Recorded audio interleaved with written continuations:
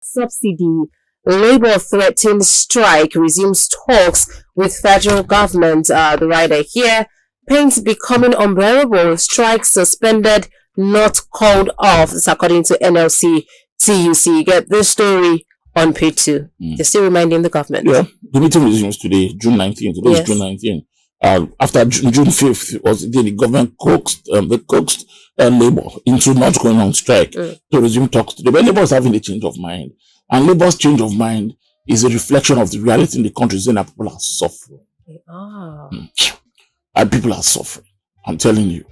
And now what I do is, every couple in my pocket, just because I can understand what we're going through. The reality is that the Tinubu government has been hailed. A lot of people are coming everywhere you go. Say it's trying. But is he?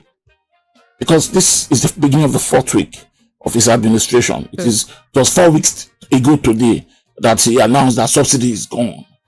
There's not one drop of an attempt to tell us what they have done to cushion the effect or to provide palliatives or an intervention, as Dele Alaki chose to call it, because he didn't want to use the word palliatives. It is palliatives, and he's calling it. No, it's 4 weeks. It's 4 weeks. Not even the United States, with their multi-trillion-dollar economy, can remove subsidy, and cause price increase of almost 300% and survive it. We're talking of a state of emergency, really, an economic state of emergency in this country. And then the Naira has been technically devalued, to about the tune of 200%. That's the truth. People in the middle class have fallen into the lower class.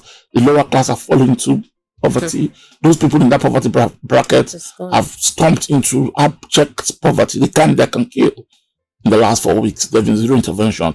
I know they're praising him. I know they think that Bola Tinubu has a plan, and of course we should give him time, But I want to be able to say something is in the offing. On the matter of security, until Amnesty International gave him a kick in the back last week, he wasn't looking at security. Let's be honest, that's the truth. It's been business. We know Bola Tinubu is pro-business. Everybody appreciates that. But he's not president of business. He's president of Nigeria, of the Federal Republic of Nigeria. Imagine I had come to power, in 2014, when every day in this country, Boko Haram is taking 3 states, Yobe, Adamawa, and Borno were in the hands of terrorists. I would have been dealing with that along with this economic situation. We're happy that there's no major security threat. But, Amnesty called him to say that in the 2 weeks that you have been in power, over 100 people have been killed in your country. You haven't talked about it. Of course, I saw the state government statement, and I was telling Iboku in the newsroom, the head of news, that they make an argument of what the government have also said. But the government statement was a reaction to a kick in the back by Amnesty International, telling them that it's been 14 days, 20 days that you have been in power, and this is what is going on, in the plateau, in Zamfara. I just came back from Imo. That place is not the security problem in that state. Coffee. Every step you go, that one long is the only way to prevent, the kind of the things that we're seeing in the insecurity. The military, the police, everybody is long checkpoints. So in a short stretch of road that can take you 10 minutes to navigate, they are spending 1 hour, 2 hours, 3 hours, because security agencies will not allow. Everybody will come down from the vehicle, walk. They profile it.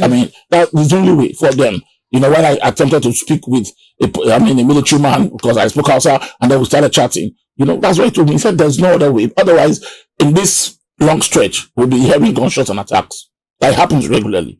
Between Owerri and here in Anambra State. You can't count the checkpoints. Who get tired? So I don't know. The truth is that we must give President Tinubu time, but we must also realize that people are also watching. And that's why Labour, in their meeting today, are also again thinking, we could resume our strike, because there's incredible hardship in the country. And if the government in the last 3 weeks have shown any reasonable sign of an intervention plan, to cushion the effect, coffee, I'm buying petrol 5 liters, 10 liters. And it's not only me. 10 liters of petrol is 5,000 naira. 10 liters is 2 hours. People are struggling, and I'm not saying now people who are poor. I'm talking of middle class. If something has to give. The plan was to remove subsidy. We all agree, we're happy with it. But that the government would do it in such a way that, there'll be a buffer for people. There's no buffer now. There's clearly no buffer, The petrol price increased by 300%. Is it rude? In places like Delta, it's 511 naira per litre that is the petrol.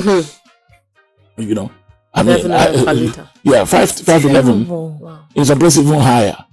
So we need to see a plan. This is the week that we need to see a plan. If at the end of this 4th week, there's really no effort to try to see how the government can intervene, cushion the effect of palliatives for this situation, this economic emergency that the country has slipped into, and then it will be very early to begin to criticize the local government. Some people have already started. Yeah. They are wondering, was there no plan? I mean, you won election on February 25. You already told yourself that you remove subsidy. Okay, they have removed subsidy for you. So what was the plan? Yeah. It's early days, but it's also 28 days. So we'll say I pounds out. It's only meeting. So we've been hearing about buses coming. No buses. No buses yet. No buses yet. No buses yet. And that's why people are saying, he's hitting the ground running, but is he hitting it in the right direction? Yeah, I'm very careful with my words. Hitting the ground running I haven't seen. And because I'm a cautiously optimistic person. When I'm optimistic, it's with caution. So before they shock me to my bone marrow, I haven't seen any hitting the ground running anything here. No. All right, still on the Punch. NDLEA naps Qatar-based drug barons, seizes cannabis. You get this story on page 16.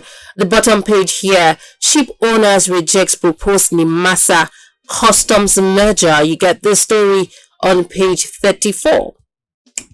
So I think sometimes in our country we should allow government formulate policy and let government run with it. Stakeholders can have an opinion, but it's not every opinion that is bad. We're talking in this country that the government agencies are uncountable. Too many duplicated. Yeah. All the work that the master is doing, they can do it under customs department. But they say to aid more corruption. No, then kill the corruption. What else? Why must it? Why must it aid corruption? Kill the corruption first. And then you can mention when I've talked about this country, your report was very clear on doing this. Even the ICP and EFCC, it's not what they are doing. They are catching people steal money. So the ICPC focuses on public sector. Just focus on one. Let have one window for corrupt people, catch all of them. Instead of say ICPC focuses on public sector people, EFCC focuses on all.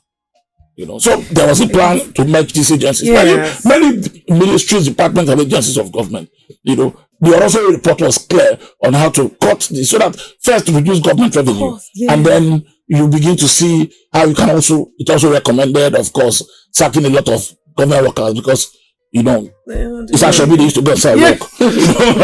So a lot of people do not like that as well. But one day it will come, especially because things we're seeing now. Everybody is tightening their belts. I was very disappointed over the weekend, Kafi and Zainab, during the last week, especially after the inauguration of the National Assembly. There's no member, not one of them, that have a lavish party in Abuja. The hotels were all closed. The Lux hotels, and we're having lavish champagne parties for inauguration as a member of House of Reps. Fuel subsidy. That's what nobody even thought about the fact that the country is in this kind of mood. There's no Ben Kalu, the guy that wanted to speak. I need to see his party. Aminu Tambuwal has been House of Rep member, Senator, Governor. He did the inauguration party. I'm waiting for the one that did not do. Abuja was. Someone was saying that if you're not in Abuja, I'm missing. I mean, that's a lavish attitude of the kind of people in government, a lot of them. And in this era, this very early Tinubu era of talking about cutting costs, this situation, they haven't talked about cutting the cost of governance. It's not even on the agenda. The cost of governance, the expenditure that government spends on itself, it's not on the agenda. Nobody has told us that the Tinubu government is planning to sell some of the planes and tighten it to only 6 planes, or to merge companies together, or reduce the budget in the villa for food. Nobody has said that. All those are on the plan. I think all those will continue as per budgeted, and we budgeted again. But ordinary Nigerians are feeling the heavy brunt of, the NLC called it incredible hardship. All the Nigerians are going through. That was the word the NSC used in his statement yesterday. Incredible hardship. Because people are spending double their salaries. And other people are getting hardship allowance. I mean, for really no hardship of any kind. So We will get there, Zainab. We will get there when these discussions will be on the table. It's President Bola Tinubu that started it now. He removed subsidy by increased petrol price by 300%. So he has to go around. He has to go around. The government officials to, have to also tighten their belt. All those kind of luxury they used to have, and income has remained the same. That's why I think NLC today, in the argument, they're going to make an argument for, I hear that they will make an argument for minimum wage to be increased by 250,000. Yeah. That's by 500%. Honestly, I do not think government can carry that, but it's a good place to start the argument, And even in the private sector where we operate, it's been difficult for companies. Many companies are not planning ways to survive, including downsizing, cutting jobs. An economy where they're cutting jobs is not very good. We're talking about an unemployment at over 30%, and an economic policy is about to lead to loss of jobs.